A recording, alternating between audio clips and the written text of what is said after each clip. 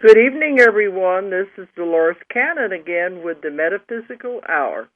And we're live. This is April the 5th, 2013. And I hope I can stay awake. Last night I did the Coast to Coast show with George Nuri. And you know, those of you that listen to that, it's at night and it goes on very late. I didn't get to bed till 4:30 this morning. But, you know, he goes all over the world. They kept advertising on the show, this is the show that never sees the light of day because they're on at night. So that was a long night, and I didn't get a lot of sleep, so I've been trying to stay awake, so I'm not going to fall asleep during this program anyway. But George is a wonderful interviewer, and it was really, really good. We covered a great deal of subjects. Okay, so we've been getting a lot of calls today, so it always happens after we do that show. Right. And people saying they liked it. He said on the air that he had an email from someone who said they didn't believe in life after death. That when they died, and that was it. Okay. And he asked me what I thought about it, and of course I know better. But I said, well, where did he think he came from? Where's he going to? He just going to stop existing, or what? George said that's what he asked him. Did you just appear here, or what? Mm-hmm. But anyway, we had a lot of callers, and it was really interesting. The questions were all over the place. Well, maybe we'll do the same tonight. Anybody wants to call in is perfectly welcome to do so. We had a lot of callers last week, and that was really good. Because I'm just going to go over some email questions tonight and answer those. So if anyone else wants to call in and ask questions, just go ahead and do it. Let me go ahead and give out the toll-free number if you want to call in. 1-888-627-6008. 888-627-6008. And Julia's here, and we're going to answer questions. Now, we're live tonight, but we're going to be, what do you want to call it? On. It'll be on recording, I guess, out of the archives for about the next 3-4 weeks into May, because we've really got a lot of things coming up. It's getting to where staying home is a luxury, because we're on the road so much. But next Friday, we have our UFO conference in Eureka Springs. That's the one that I inherited, and it, boy, is really going strong. Right. We have just about sold out. There are still some seats if somebody wants to come. Right. It's selling very quickly. And this will be the biggest one I think they've ever had there. Yeah, it very well could be. We'll see how many walk-ins we have. If that's the case, that may push it over. Yeah, because we're trying to find extra room somewhere in that auditorium. But anyway, this is the longest-running UFO conference in America. It's 26 years now. The longest continually running conference, UFO conference. Right. The one that Bob Brown had in Laughlin, and he sold to John Roa, who had it this last time had for the last 2 years in Scottsdale, Arizona, is the biggest, they say. But we're the oldest. But now I wonder, we may be competition. At least give them a run for their money. Yeah, that's what it's going to look like anyway. And we have many wonderful speakers if anybody wants to come up, and they better register quick. Right, yeah, we've only got about 40 seats now for the main auditorium, and then if we have to, we have an overflow room that will hold 60 people. So that's how close we are to being completely full. And the overflow room, we'll have to watch it on a screen. Yeah. It's another part of the building. But, we are just about at the limit of it. We have wonderful speakers. We've got Jaime Marsad is coming from Mexico, and he's the one that has the 60 Minutes in Mexico. And he's a very highly respected UFO investigator down there. Mexico is a hot spot. and he's bringing wonderful videos of UFO coverage. It's going to be really exciting. And then we've got Nigel Grace coming from London, who's going to be talking about the Bosnian pyramids and the tunnels underneath them. And I'm trying to remember it off the top of my head. Right. And Jeff Wilson is going to be talking about the crop circles in America, showing pictures of those. We've been so used to all the history of the UFO conference. It's always been crop circles in England. And I really didn't realize there were so many right here in the United States. So he's going to be covering that and showing pictures of that. Mm-hmm. And then we have Ted Phillips that's going to talk about this thing that he discovered, and he's been investigating it for many years. He found it in Slovenia, inside a mountain. It's like it's a craft. And the mountain has grown around it, so you can get an idea how long that ship would have been there. And I think they said they found a way into the ship. But he's going to be talking about the research he's been doing for a long time on that, because you can't just walk in there. It's very dangerous territory where this is located. And so he always had to go by himself, afraid somebody would follow him to find this. But it's way out in the middle of nowhere. So he's going to be talking about that. Mm-hmm. Then we have Larry Sikander. I can never remember how to pronounce his name. He's the one that has the Bob White object that fell off of a UFO. And it's been analyzed as being extraterrestrial. He's got to have that there, and he's going to show that. I think when they say, well, they probably said it's been analyzed as not earthly. So does that mean, how do they know? They just said it didn't come from Earth. Exactly, it's not earthly. It's rather than, they didn't say definitely it was extraterrestrial, did they? They just said it was not of Earth. Well, extraterrestrial means off Earth, I guess, that name, doesn't it?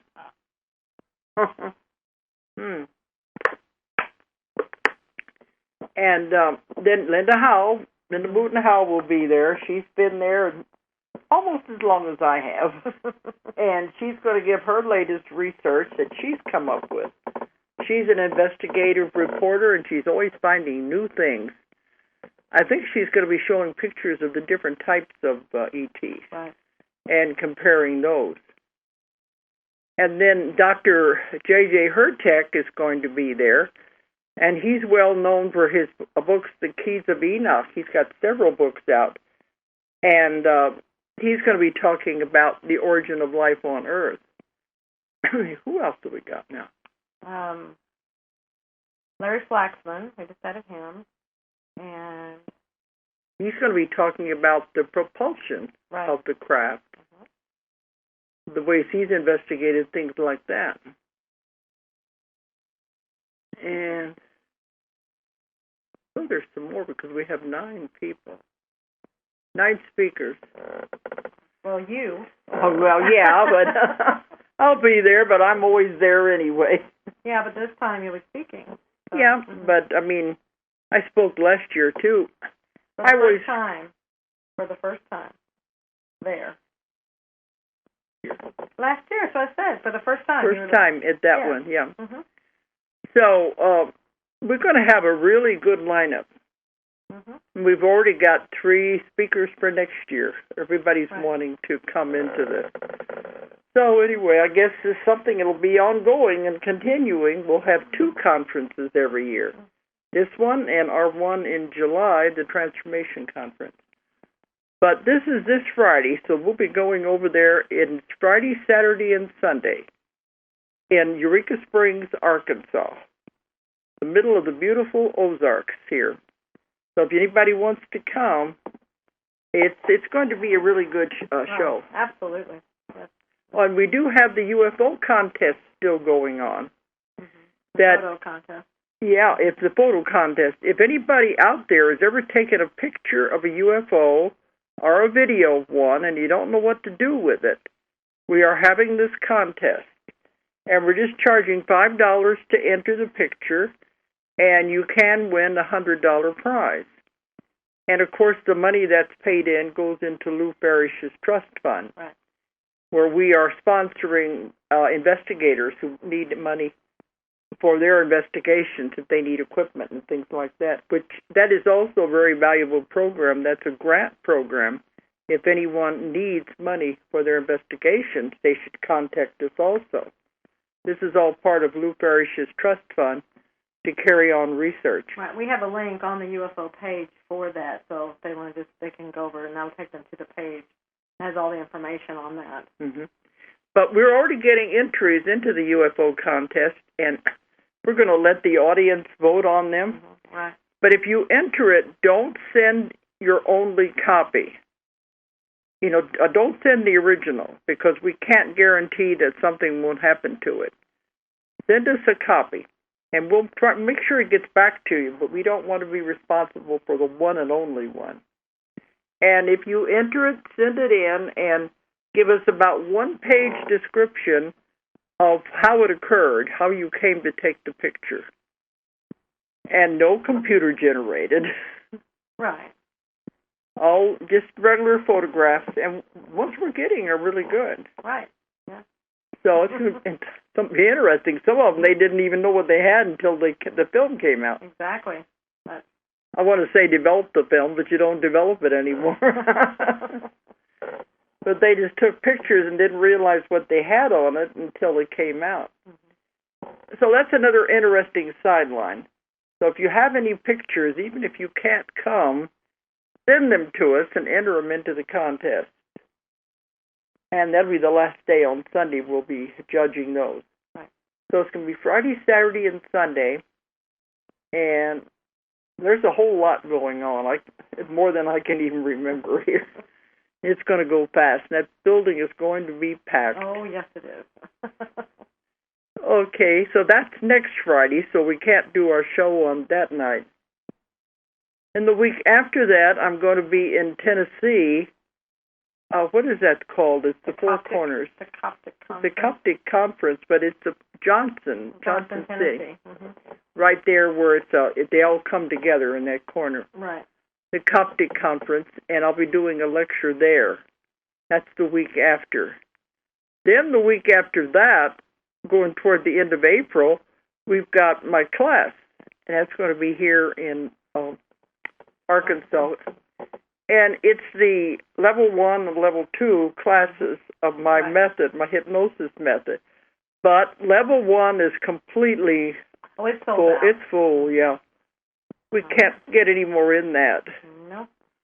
It's as full as it can be. And level 2, even, I think we can't get any more in that. No, I think there's still some room, but not much. Not much, because we don't want that one to be as big. Right. Because level 2 is individual attention. Right.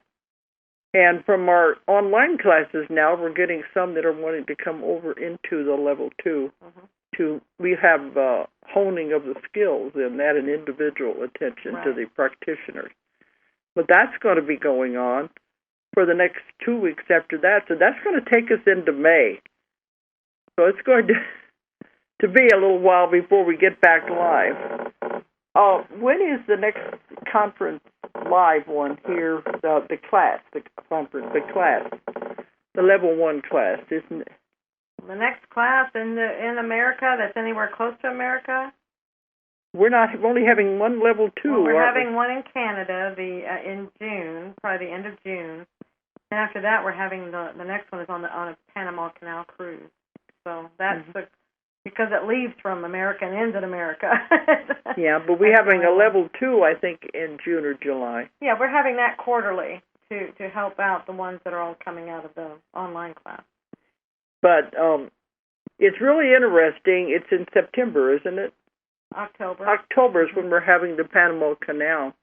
And we thought, wouldn't it be interesting to combine a class with a vacation? Right. So anybody out there who's looking to take the level 1 class, this would be an excellent opportunity to also have a vacation. Yeah, it works out. Now, it is longer, so overall it's probably more than you would spend to come to a class. But for a vacation and a class and everything, when you factor it up, it's less expensive than it would be to get a hotel, for that period of time, and food and everything. And then you get to see all these other countries as well. because, when you're on a cruise, everything else is taken care of. Right. The food and everything, it's just one big vacation. Food 24 hours a day. But I think it begins in San Diego. Yeah. And then we go down through the Panama Canal. We'll be stopping in South America and Mexico, and it'll end up in I think it's Miami or Fort Lauderdale. I think it's Fort Lauderdale. And that's on the end. But it's almost, 10 days? Or 14 days. 2 weeks. Uh-huh.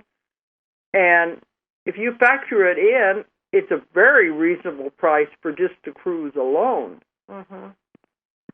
And then you add the class in, it's really very economical to have you have both the vacation and the class at the same time. Right. So we had to get a 2-week cruise so we could get enough days at sea to have the class. Right. Because we could only do that when the ship is sailing. Everybody wants to get off and see the countries on those days we're in port. So if you're interested in that, that is in October, and all the information is on our website. Yeah, DoloresCannon.com. As a matter of fact, when you first pull up the site, that comes up as a pop-up, just so it's easy to find. Mm-hmm. So we're already getting people signing up for that. Yeah. But then we're also going out of the country again, but those are the only things available in this country right now. Yeah. We'll be traveling, like you said, to Canada. Where is that? It's up around Vancouver? It's Alberta? Alberta. Right. Calgary. We're actually Calgary in Alberta. But people kept wanting us to come to Canada. And I've been to Montreal several times, but they said, well, we'll do one in Canada. We are trying to cut back. Right. I mean, only one person. It's pretty hard to keep up with all this, and that's why the online is the taking off. Yes, and it is taking off. I think we've now had 100 people go through there. It's only been a few weeks. Right. So then we'll be in England in May doing our classes over there. Right. That's the only one in Europe, I think. Yeah. So they're going to have to get to these, or we're not going to come back again in the year like we did last year. We won't be back to Europe until the spring of 2014. Because that's what we're trying to do, keep from going back to the same places again and again. Well, it's just, there's so much demand, and we're trying to get to places. So. But that'll be England. Anybody in Europe, the continent, usually come over to that one because that's closer. But then after the Panama Canal cruise, we start off October or November. Right. That After the cruise goes into the beginning of November, and then the following week you'll be doing the UFO conference in Istanbul. Mm-hmm. Yeah, because Haktan wanted me to come back for that when I did the 2-day seminar over there last month. He's having a huge UFO conference in Istanbul, and it's about the biggest one in Europe because he is the only UFO museum in Europe. So I told him I'd come back for that. Then we will leave from Istanbul and go to Beijing, having some more classes there, and then to Taiwan to have classes. Right. Japan, and then down into Australia. Sydney. We're just going to do one city in Australia this time. Mm-hmm. And then after that's over, it'll be December. Right, and actually you'll be here for Christmas. You left a part out. South America. Yeah, September we're going to do Mexico and maybe 2 cities in South America. Yeah, that's right. I knew I was leaving something out. Right. So every month from here on, we're going to be doing something. Pretty much, yeah. But they want us to come to South America, and Argentina is definitely in. And we're looking at Brazil. Brazil. And Mexico is definitely in. So we'll be going down there and giving those classes in September. And, of course, we have our transformation conferences in July. July 19th to the 21st. And then we have workshops happening on the 18th as well as the 22nd and 23rd. So there's a lot of workshops going on around it. Because this is the one, it's our 8th year now. Yeah. And this is the one where we feature our authors, the new authors that are coming up with our company. And we try to give them a showcase so they can get out there and learn to talk, learn to speak before people. So it's very good for them. So that's going to be in July. And our keynote right now is William Henry. Yeah. And we have some other names that are possible we may bring in besides the authors. Right. So that's interesting. We're going to have 2 conferences this year. And be that way from now on, I guess. Right. Let's not have any more. 2 is enough. Because these are getting big. Yes, they are. And they're a lot of fun. They are. A lot of work to put them on, but they are fun when they happen. So if anybody's interested in any of these things, contact our office. And we have the schedule on in the pages, too, so you'll know exactly the dates of these things. And you contact our website, which is with Ozark Mountain Publishing. So it's OZARKMT.com. Or if you're overseas, it's OZARKMT.com. Or you said they can just type in Dolores Cannon. Yes. And that will bring it up also. Right, and you'll have where you're appearing all listed. And one of the things that's happening this weekend, fingers crossed, will be the unveiling of the new Ozark Mountain website. Oh. So, and then we will actually have information about the conference. Right now, there's no information out there, and it's because we're waiting to get this site unveiled, and then it'll have it with it. So everything. It's all there together. We're going so modern. It seems like every time you turn around, all the electronics is changing and advancing. It's hard to keep up with all of this. Right. The only way is to have a webmaster who does all of this for us. Right. So they've been working hard, and it's just a matter of me. They're working on it now, and I hope they said the plan was to get it to go live this weekend. So sometime this weekend. Okay. So if you go on there, you'll find the list of all the things we're going to be involved with. So I think they'll have all their questions answered, and then people are always calling the office. Right. Our 800 number is 1-800-935-0045 if you want any information about anything we're going to be doing. But we have a lot of people working for us, and they've all got jobs in this, trying to take care of everything. Right. So right now it's a UFO conference is the next thing. Okay. So right now, I guess we've got some email questions we were going to go through. Right. Let's see what you got. Well, people are always emailing me. Oh, we get tons of emails. And it's very difficult for me to answer. We get so many. And I told them last night on the Coast to Coast, I do read the emails, even when we get thousands coming in. I do read them. I just don't have time to personally answer them all. So every once in a while, I'll pull some out and think we can use them on the show. Right, because they're good. Sometimes they've been asked by several people, and so that means, okay, this is a good topic that people want to know about. Yeah, and some of them I think I've answered, but I guess I haven't if they keep bringing the question up again. And sometimes they'll say in the email, can you answer on the air if you can't answer by mail? Okay. This is an interesting one. Whenever I've seen footage of an abductee, it's always a white person. I'm a Hindu with origins in India. Have you had abduction reports of people from other cultures? Do Indians, Chinese, or black people claim to have abductions too? If so, are their experiences different in any way? Betty and Barney Hill were black, weren't they? He was black. Oh, okay. Uh-huh. That was the very first case that ever was reported, and it got the whole thing started back then. And, yeah, he was black, and I can't remember because I have people of every race imaginable coming to my office, and it doesn't seem to make any difference. They all have the same experiences, the same reports.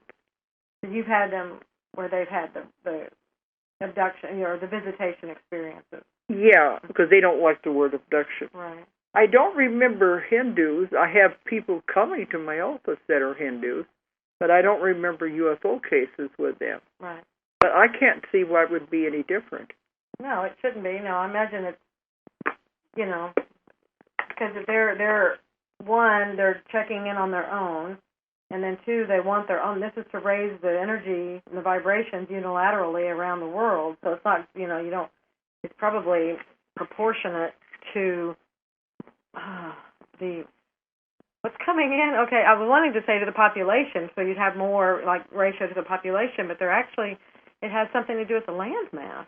That's interesting. Land mass. Well, it would make sense. India is a huge country. You just can't leave them out altogether. They would have to have the same monitoring going on and visitations to check on the people. It's like they have to check all the different areas to see what effects everything is having, in the different areas. So. Yeah. So I don't see any discrimination. Maybe on the movies and the TV, it always shows white people, but I don't think there is any difference. Probably not. Yeah.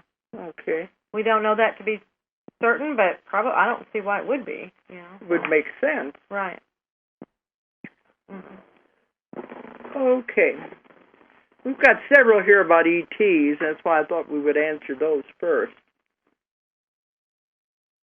This one has a little strange... I don't know where they ever got this idea. They said,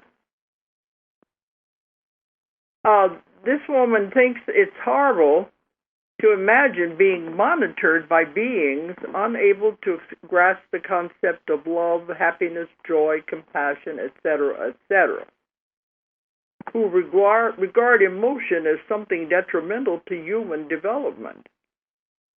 Isn't this is the whole reason for living? I can't accept that interpretation. Sorry. Well, I never said that. That they didn't have the concept of love and happiness and joy. No, you did say that jealousy on some planets was considered a disease. It's like some of these extreme emotions. They do not have those. And they don't have the wide range of emotions. But yeah, because I've never said they didn't have any concept of emotion at all. Right. No, but they are love. I mean, if you can tap into them, that's what you feel is love. And they have such love for the human race. That's why I've never had any negative experiences. But they've told me they feel emotion, but it's just not to the wide range that we do. Because with humans, we shift emotions constantly, and that's what's confusing to them. That we can go from love, hate, sadness, jealousy, rage, we can do all of that just shifting one after the other very quickly. And it's amazing to them how we can change emotions so fast that they have a hard time keeping up with it. That's what's confusing. But to them, they do experience emotion, but only one at a time. And it's probably, you're right, the extreme emotions are frightening to them because they don't understand it. But they don't jump all over the place like we do. If you think about it, and it's what we're going to, when you're in the middle of a situation and you're reacting to everything, you have all these emotions.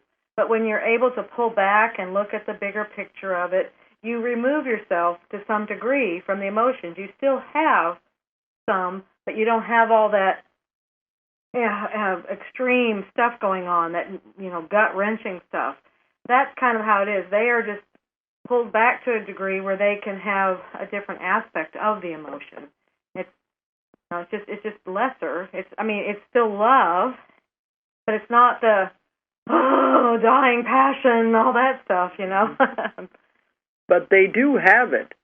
And also, they don't experience fear like we do. That's what they said. Fear is strictly a human emotion, and it really confuses them. They said fear is an illusion. Right. And that's what really they don't understand when we are afraid of them. So that's why they have to, when they're having the abductions, to do it in a way that the person will not remember, because they don't want to upset their lives. When you think about it, when you have the big picture again, you see the grand scheme of things. So you know what the whole thing is. You aren't afraid of something because you know everything going on. Why it's happening. Right, but when you're in it, if you're down on the trenches, and you could just see one step ahead of you, you can't see all of that. We tend to be afraid of what we don't know and what we can't see. Yeah, so that's the difference there again. They can see things. So we're always afraid of what we don't understand. But I don't know where this person got the idea of this. It's horrifying to imagine beings being monitored by beings unable to grasp the concept of love and happiness. Now, the only thing is like the little grays, because they're that robotic, biological, they don't necessarily, they're just workers, so they may not necessarily have the They're emotion. not programmed by Right. to experience that. But anyway, I didn't say that, so I don't know where they got that, but they may have got it somewhere else anyway. I just heard whenever you were saying not programmed, and they just said, we are programmed to help. Okay, that's the little guys, little guys, and they're programmed by the big grays on the ship. Okay. This is sent by somebody in Brazil, Rio de Janeiro. De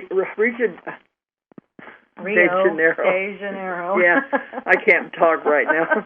I still have hangover from last night. Okay. Anyway, she said, I'm from Brazil. And she did say here, don't ever think you talk to the walls. Because I did make that remark a lot in the beginning. Yeah, now you talk to me. They don't talk That's to why walls. I brought her in, so I have somebody to talk to. Otherwise, I'm just talking to the walls. And unless we got callers, I don't know if anybody's even listening. So I said, maybe I'm just talking to the walls. But she said here, don't ever think you talk to the walls. You see, I'm in Brazil, South America. Okay, but this is what she said. I had a very strange experience. I woke up about 5:30 a.m. feeling a presence in my room, and with my eyes closed, I saw an alien near my bed who said telepathically, don't worry, what I'm going to do is for the growth of your understanding. And he pointed at me a kind of metal pin, and from it came a white ray that caused me from the head to my feet, that caught me from the head to the feet, and after that my whole body pulsated. Then I went to sleep and woke up at 8 o'clock. So she wanted to know, can I tell her what could have happened? I'm 60 years old, but I have a job, work 6 hours a day, don't have much time for reading. So it's like she wondered what's going on there. I didn't feel fear, but I prayed to St. Michael just in case. The being told her, don't worry, what I'm going to do is for the growth of your understanding. So, well, it wasn't anything physical then that she needed done, apparently. Yeah, maybe a download. Yeah. Definitely energy. If she pointed this metal pin at her and the white ray came out, causing her whole body to pulsate. That's rather the way in the healing, when I have the healing sessions with the people, they're always told it's a white light and energy comes out and comes down through them. Right. It's about the same thing. It's all energy. Right. And then when they're downloaded also, it's a beam of light that comes in. So. Mm-hmm. So there was nothing negative about that. They've been taking care of it. Even though she's 60, she's probably first wave. I would say she can probably just ask questions, even though she thinks they're not there anymore. She remembers what that being felt like, so she could actually, and anybody can do this. You can tap into them and just ask. What was that about? What were you doing? What was it for? You already said this. Can you give me some more information? Just like you ask whenever you get in contact with we ask a lot of questions. Right. Just ask questions. And they're happy to answer. Yeah. But I don't see anything negative about it. No. And she said I didn't feel fear. No. But then she just went to sleep and woke up. That's normal. So anyway, yeah, we've had a lot of cases of these where there's nothing lasting that happens anyway. Let's see, this one here I've answered before. But, okay, I'll put it down here. This one here gave a whole page of 10 different questions. And some of them I think I've answered before. Okay, let me see here. She said, I love your work, etc., etc. I've been doing my own research for a number of years and find it's outstanding the info I've come to learn or relearn. However, there's a few questions I would like you to clear up in my own mind, if that's okay. Do ETs go to the same place when they choose not to live anymore?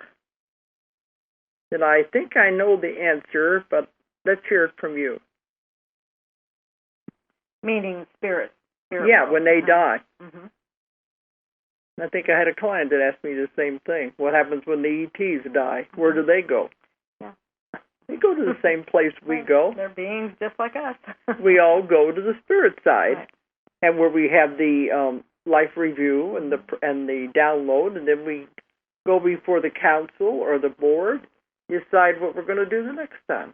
Right, and what I'm here because they may, because they're on a different frequency level, it's possible that probable that they will go to a different frequency. Like what you said, when you cross over, you go to different frequencies based on your growth and your development at that time.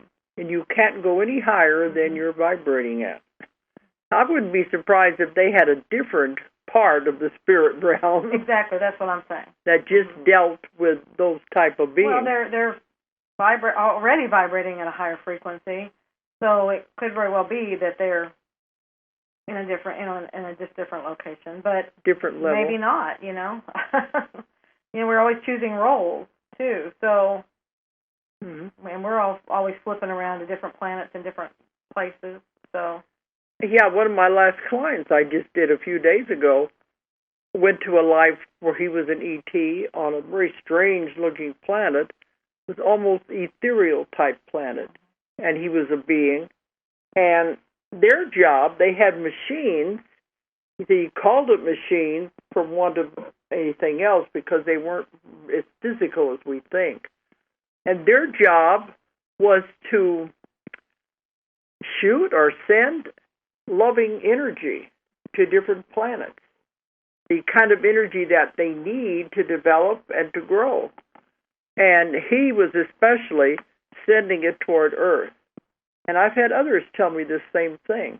That's their job on these planets, is to direct the energy to certain planets that need that if they need help. And so they have different jobs like that. They're very loving. And he was doing that. Then he decided, I wonder what it would be like to go there and be on the receiving end of the energy. And so he asked permission, and they let him go. Well, that was nice. And then he went into this body lying on the bed. He's that being now, that personality. Right. So this would be definitely a volunteer because it's his first life in a human body. But I've had some other ones talk about that planet. There may be other planets, too, where their job is to send a special type of loving energy. And I asked them, wasn't that interference? And they said, no, we send it out, then it's up to the beings whether they accept it. And that's how you do it when you do energy work. You can send love. It's the same thing. That was one of the first things I was taught, or something. I don't know if I was taught or I learned it later. But you send energy out to people, and it's up to them to receive it or not. They don't have to. It can just go on by. Mm-hmm. But it's whoever wants to receive it will. Well, that's what they said. It's going to, for instance, the planet Earth. Mm-hmm. Not everyone would be affected and changed because some of them don't want to receive it. Right. They aren't open to it. So it would only go to those who were open to receiving, and then their life could be opened up and changed. So that way it's not interference. Right, and something that's coming, and it was interesting, was it's something you say in your lectures. And when you say it, they've done this little, it's like sometimes I'll get a message. It'd be like, well, it's more like this, something. And this is along the same line. When you said, the call went out for the volunteers, they said Earth is in trouble. Well, what they've said is it wasn't Earth that was in trouble. It's the people on Earth that was in trouble. Yeah. Not Earth itself. She's doing her job just fine. She's moving along. She may be limping because of all the stuff everybody's doing. All the junk. But she's not in trouble because she can easily, reverse what's going on and everything. And she's shifting. She's going to do it. It's the people that needed the help. She's going into another incarnation. Yes. And if people want to go with her, they have to change. Right. Their vibrations. Mm-hmm.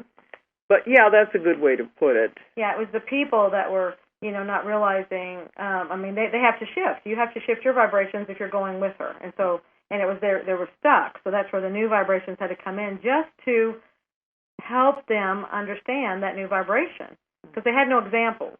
Mm-hmm. I feel like we do better when we have examples before us. And then, then we raise our vibrations. Mm-hmm. So that was interesting now that this is going to be in some future books about these planets where they are sending the love energy out. Well, that's great. It's going to other planets too, but Earth especially needed it. So he decided, let's go and see what it feels like. And he said when he was leaving, the one he asked on that planet, they said, good luck. You don't know what you're going into. Why do you think we're sending love there? You sure you really want to go? Right. I think there's... was there a caller? Yes. Oh, okay. But I didn't hear it. She heard it. Go ahead. Hi. Yeah? My name is Amy. Hi, Amy. Amy. I have a question. Hi. Go ahead. Okay, I have a question. I've heard you on a radio program, and you had mentioned, I think it had to do with the fact that people would ask questions, wondering what their purpose is on Earth or something like that. And I don't know if you said specifically indigos, but you had mentioned that that they're kind of act similar to like an antenna, so wherever they go, that energy is connected to that area. I don't know if that makes sense, but that's kind of the way I understood what you said. The second wave, which are like antennas. Oh, yeah. Mm-hmm. I didn't get that word she said. Okay, so what was the question about that? So the question is, now granted, I haven't had a car for several months, but I've just had the urge to walk around a lot, and I'm really enjoying that. And I'm wondering if that's partly due to the fact that maybe my energy is needed in different areas. Yeah, because that's what we say. The second wave are like antennas, generators, channels of energy. Channels of energy. They are being sent this loving energy, and they're supposed to be spreading it. Now, they don't know they're doing it, but you could even walk into a crowd of people, like in the mall or stores, and everybody that you come in contact with is affected by that.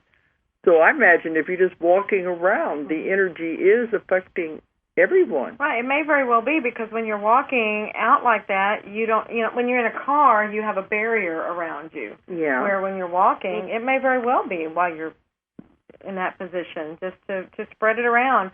Do you smile at people a lot? And when you're walking, you interact with people. Right, that's what I just got. I see you smiling at people a lot.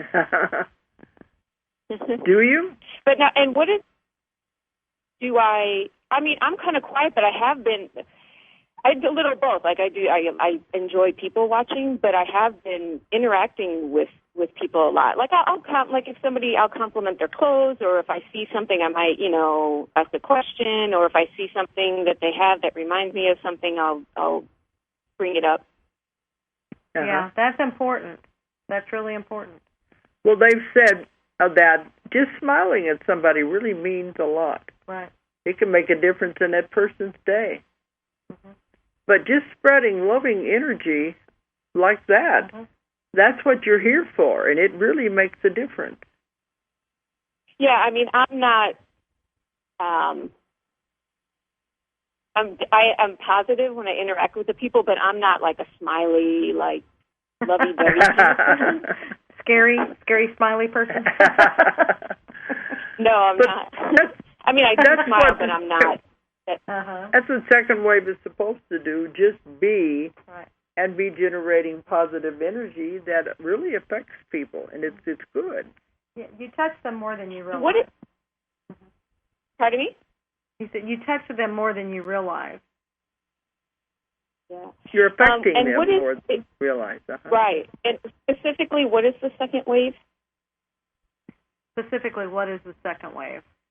Well, they came in for that purpose, to spread the energy, the positive energy that's going to help change the world. Right. All of the waves are doing that. It's just they have different ways that they do it. In the second wave, it's their antennas, their channels of energy. They're just bringing it in, and the way I always see it is like it comes in, and it just goes, it just swooshes out of them across all the planes. But is it a certain age group, or?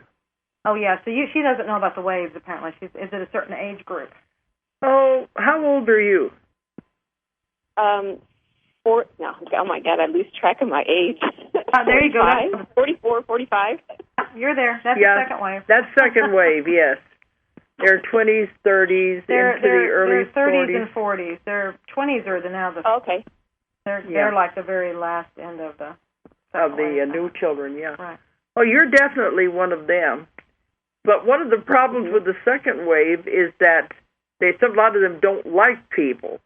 They'd rather stay home and work at home and not have anything to do with people. Even though that's your job, is that energy. Are you like that? I definitely. No,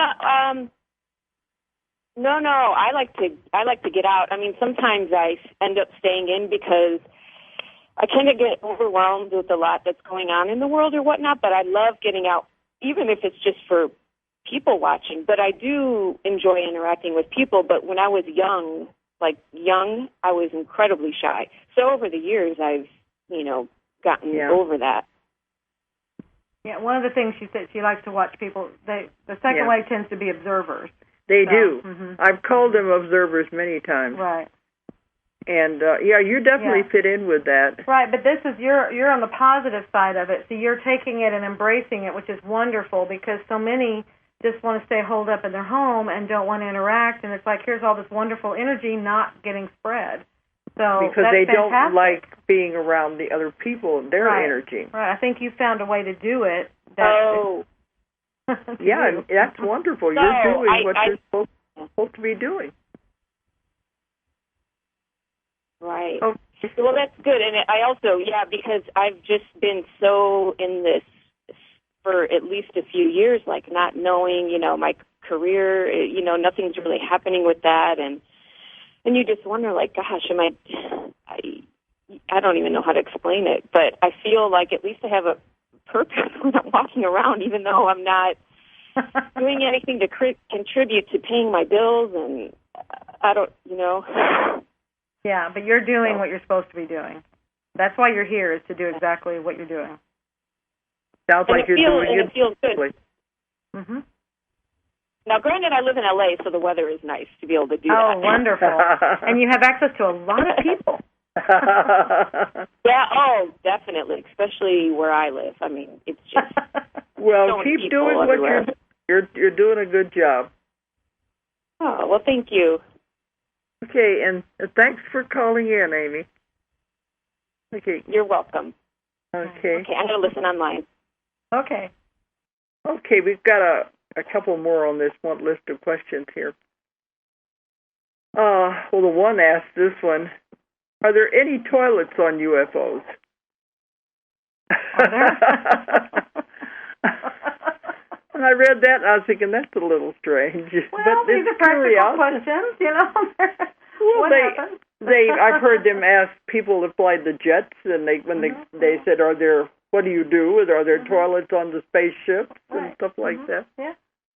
Well, you have bodily functions, but ETs don't have the same bodily functions that we do. Right. That's why I laughed about it. because their bodies have changed so much that a lot of the internal organs have atrophied, and they don't consume food the way we do.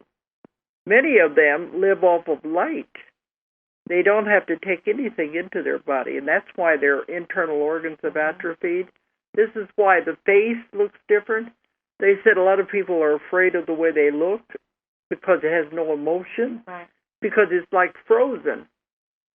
They don't have to use the muscles of the face to talk because they do it telepathically, and they don't consume food.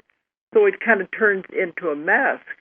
But actually, they're very loving, and they're communicating mentally. Right, and heart to heart. Yeah, heart to heart. So they may look scary, but that's just because all these muscles have atrophied. So, but many of them we have found live off of light. And I asked them, where does the light come from? They said from the source, or that's what they call God. And many times they have so many days or something on board the craft, they have to take what is called a light bath, where they lie in something like a sarcophagus and are bathed in this light. And it depends how much they get, depends on how long it's been since they had their last one. And that's why I want to know where the light came from, because if they're out there in space, where is it coming from? But it's everywhere, and there's an inexhaustible supply. So their bodies have developed to the point that they don't need food. And so I doubt if there be any toilets on UFOs. Yeah, I don't know, though, but it's hard to say. You'd only have to have those bodily functions if you were consuming. Right. Okay. So if they have a kitchen on the craft, then they probably have toilets. Okay. Well, I ask so many questions. You never know what we're going to come up with. They have all different kinds of beings, different levels. There's lots of different kinds of beings. And so I don't know if, what the other ones would be like. Mm-hmm. Okay. There's another one here. Can an atomic explosion destroy the soul or configure it in a different matter? Well, you know the answer to that one. You have personal experience on that one. Yeah, because I wrote the book. It's out of print now. The one, The Soul Remembers. It's still on Kindle. It's still on ebook. It's on ebooks. Mm-hmm. Okay, Yeah. The Soul Remembers Hiroshima. One of the first books I ever wrote, where I had a young American girl go back to a lifetime as a Japanese man in Japan, and she was killed by the atomic bomb. And it's a really heart-wrenching story of what the Japanese people went through, that we didn't need to drop that bomb, and it's but they went through with the bombing. And it's people, when they listen to the recording of that session, they get up and run out of the room. They couldn't take the emotion the person was going through when the bomb dropped and what it did to their body. So it was a horrible way to die. And the man in the story lived for about a week afterwards. But when he died, he went to the other side, just like a spirit, and it didn't harm him, and he came back as this woman in the next lifetime. American woman who knew nothing about anything of the Japanese culture or anything. So nothing can really harm the soul. It's eternal. Everything is energy. You can't kill energy. It just changes form. Right. So even something like an atomic bomb, I don't see it changing, or you can't destroy the soul, though. That's impossible. No, what I'm saying is because you have two different planes of existence. Atomic bomb's on 3D, soul is on 4D or whatever. It's on a different plane. Wherever the spirit side is, that's a different dimension, the spirit side. Mm-hmm. So I've been told many times you can't destroy a soul. I don't even think you could change it, she says, or change it in some way, I guess by the radiation.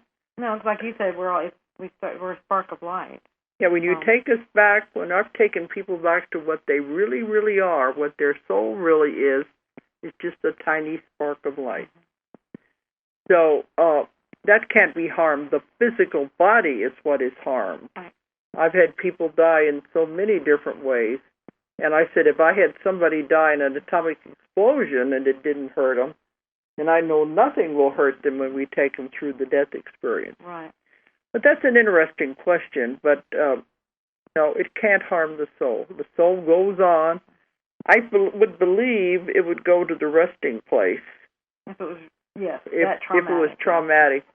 The resting place on the spirit side, where somebody dies of a traumatic experience, they would go there to rest. They wouldn't come back into a physical body right away. So that would be a way to do that. Sometimes they stay there for quite a while to get over it before they get back on the wheel of karma. Right. Well, it looks like we're coming to that time again, and I'll save a lot of these other questions until the next time. Right. That sounds good. Gives us stuff to do. And we're going to have a lot to talk about when we come back, because we've got all of these conferences and things coming up. And I may be having more guests, too. Right, yeah, before the next conference. Yeah, because there wasn't a lot of time after we came back from Turkey to have people for the UFO conference come on. Well, we're hoping you all can join us at these conferences. We'd love to meet you. You know, that's why we have them, so we can bring our speakers and us together with all of you, because we love you. We want to meet you. And we try to get information out to as many people as we can. That's the whole idea. Right. Share the information. And we believe in the positive, not the negative. Okay. So it looks like we've come to that time again. So I want to thank everyone for tuning in tonight. And you have a nice, we already past Easter. I can't say have a nice Easter. That was last weekend. Yeah, we're into spring now. Have a happy spring. Okay. And we'll be back in May after we have these other things going on. So have a happy life, everyone. And good night. Good night. Make it great. Thanks for listening. If you enjoyed the show, check out more of our other videos and be sure to subscribe and click the like button. Thank you for listening to the Metaphysical Hour with Dolores Cannon.